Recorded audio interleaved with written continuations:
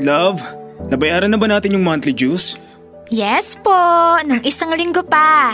Relax ka lang, love. Lahat bayad na po. May sapat pa ba tayong supply? Hindi pa kailangan mag-grocery? Oo naman, puno pa ang ref. Okay. Yung insurance? Yes na nga, bossing. Lahat ng bayarin, ayos na. Wala ka ng ibang aalalahanin, kundi mahalin ako. Grabe talaga tong misis ko. Oops! Anong misis? May nakikita ka bang sing-sing sa daliri ko? Okay, the future misis. Kasi naman, doon rin naman tayo pupunta, di ba? Kung may sapat na sana tayong ipon pang kasal. Hindi na ako magdadalawang isip lumuhod sa harap mo at tanungin ka ng will you marry me? Kahit alam ko namang oo ang magiging sagot mo. Malalaman mo lang ang sagot kapag nagtanong ka na ng with matching sing-sing. Ha? Confident ako. Magno-no ka pa ba? Ang magpo-propose sa'yo, matangkad, chinito, higit sa lahat, masarap, magmahal. Sa madaling salita, ang pinangarap mong lalaki. Ako ang dream boy mo, di ba? So dream come true ka sa akin. Nuknukan ka talaga ng yabang. Oo na, ikaw na. Wala na akong hahanapin pang iba. I love you kahit ubod ka ng hambog.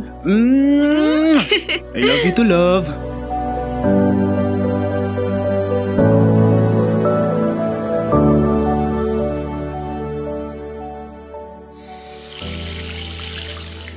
Ayos na tong gripo, love.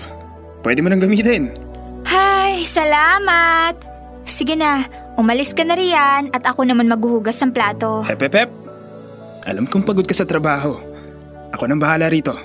Ikaw naman, magpahinga ka na dyan. Thank you, love. Sus, ano ka ba? Wala pa to sa mga ginawa at ginagawa mo para sa akin. Malit na bagay. Kumbaga, bare minimum. Kahit gaano pa kaliit, dapat pa rin ipagpasalamat. 'Di ba? Ganito na tayo noon pa man. Dapat, sa relasyon, palagi kang thankful sa ginagawa ng partner mo para sa'yo. Kaya, thank you ulit, love. Eddie, you're welcome. Sige na, umupo ka na dyan sa sofa. Relax ka lang. Movie night tayo? Gusto ko yan! Pero ikaw naman ang pumili ng papanoorin ngayon, love. Kapag akong pumipili, lagi mong tinutulugan. Kasi naman, love, horror pinipili mo. Alam mo naman, mahina ako sa mga takutan. Love naman. Pinapatindig mo ang balahibo ko.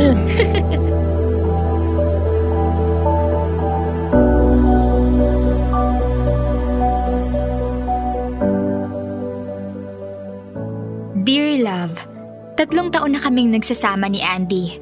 Sa loob ng panahong yon, halos wala kaming naging mabigat na away. Kung may tampuhan man, agad naming inaayos. Pareho kaming may malawak na pangunawa sa isa't isa. Kaya ramdam ko na kami talagang itinadhana. Galing kami sa magkaibang mundo, pero may iisang pinanggalingan. Parehong lumaki sa broken at hindi mayamang pamilya. Siguro, kaya rin kami nagkakaintindihan. Pareho naming alam ang pakiramdam ng kakulangan. Kaya nang magkakilala kami, nagkasundo kaming magsama. Wala naman sigurong masama doon, di ba? Lalo na kung tunay kayong nagmamahalan. Wala kaming naging problema sa setup namin. Ako, isang engineer na laging nasa site. Siya naman, isang virtual assistant na work from home.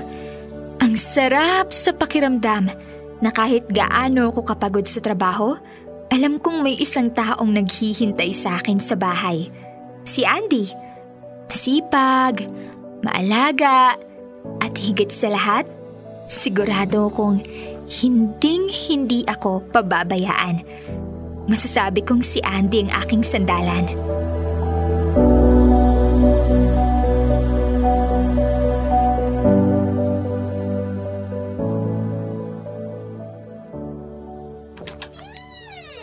Love, I'm home! Bango naman! Hi, love. Ang aga mo nakauwi ngayon ah. Sakto, nakapagluto na ako ng dinner. Kaldereta, ang paborito mo. Wow!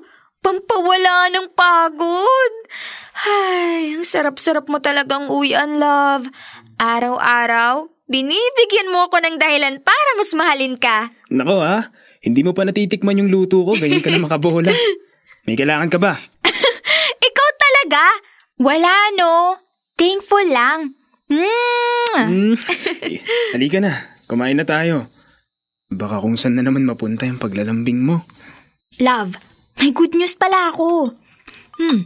Naalala mo yung sinasabi ko dati na pipili sila ng engineers na ipapadala sa Australia. Kanina sa meeting, napag-usapan na. At kasama ako sa shortlist ng candidates. So, ibig sabihin, kapag napili ka, pupunta ka ng Australia. Oo.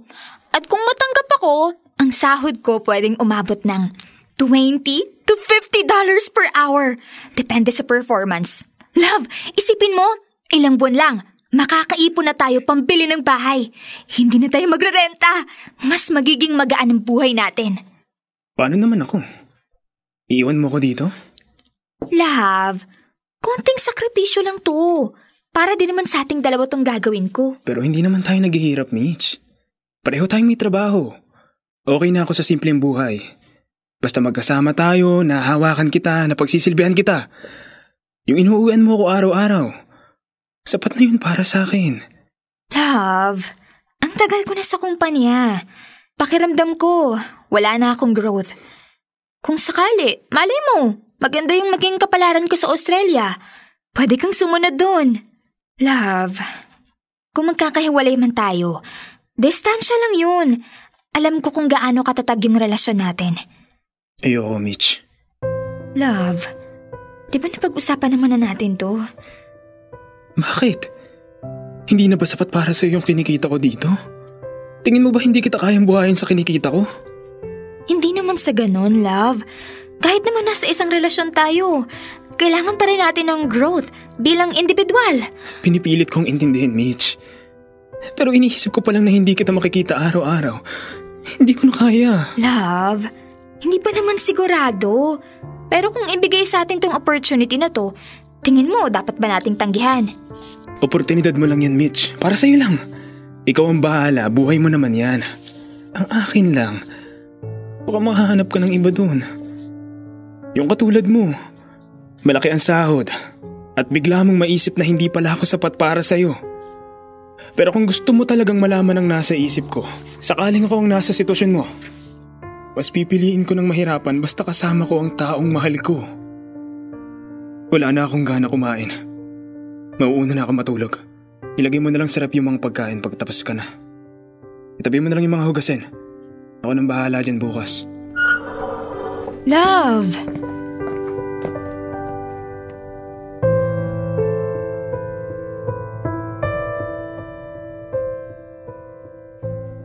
Dear Love, isa na yata to sa mga pinakamatindi naming hindi pagkakaunawaan ni Andy.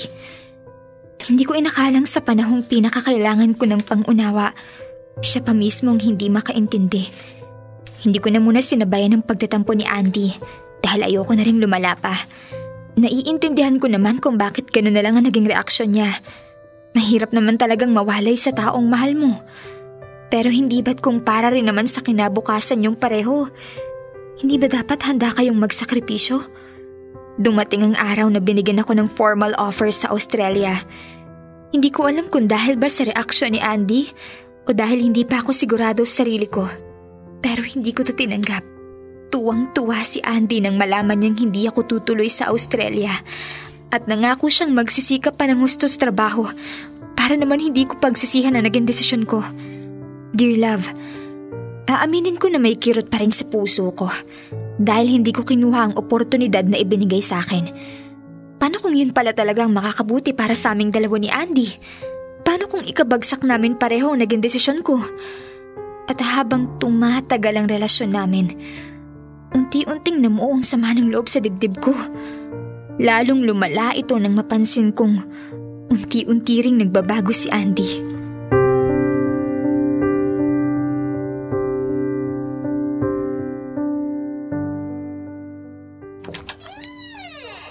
Uy, push mo na yung tap.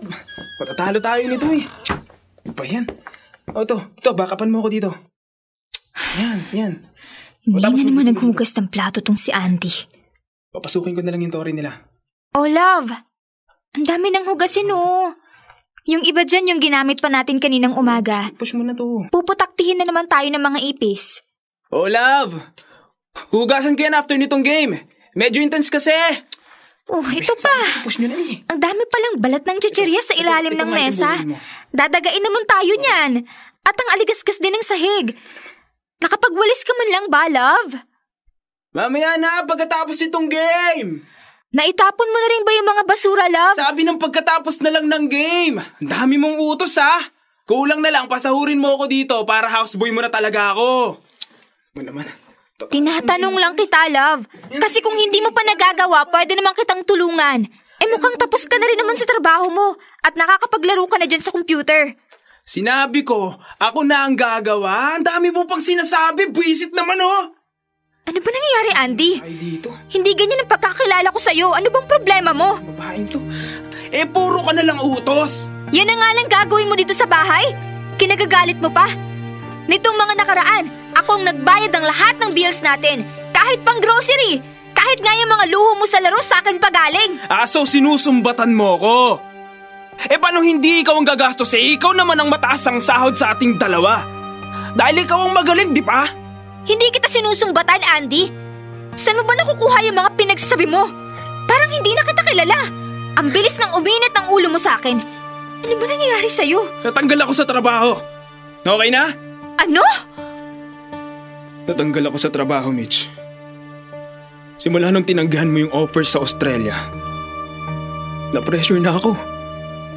Hindi na ako makapag-focus. Natakot na ako na baka hindi ko na maibigay ang buhay na para sa'yo. Pinigilan kita mag-Australia dahil ang totoo, naiinggit ako sa dami ng oportunidad na dumadating sa'yo. Tapos sa akin wala. Sobrang natapakan yung pride ko. Lalo na nung maramdaman ko na mapag-iiwanan mo na ako.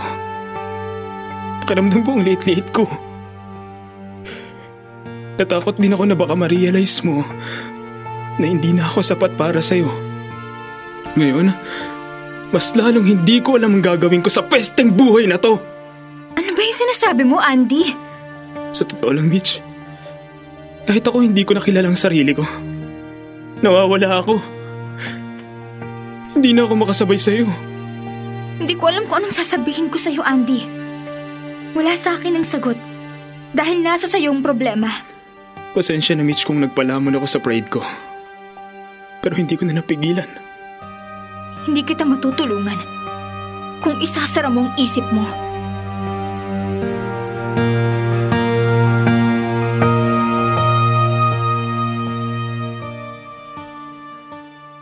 Sigurado ka na ba, Andy? Matagal ko nang pinag-isipan, Mitch. Wala na ba talagang natira? Kung meron man, hindi na sapat. Akala ko, kakayanin natin lahat. Akala ko rin. Nakakatawa, no?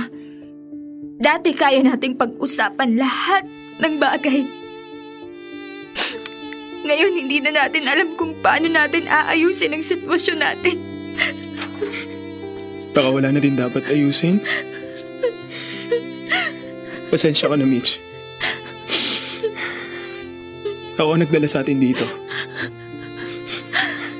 At alam kong hindi ito maayos kung hindi ko kayang ayusin ang sarili ko habang malayo sa iyo.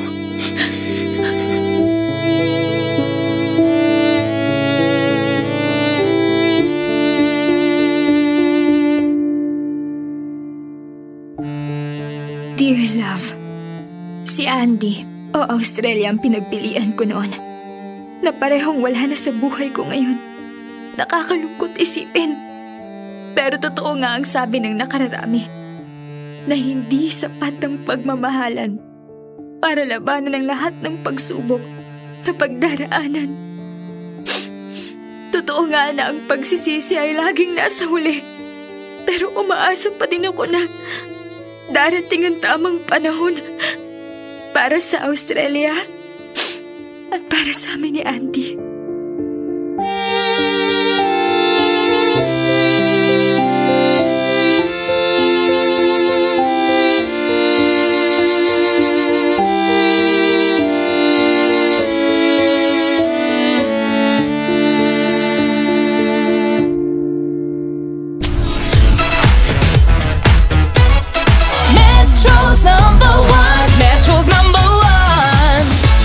Love Radio.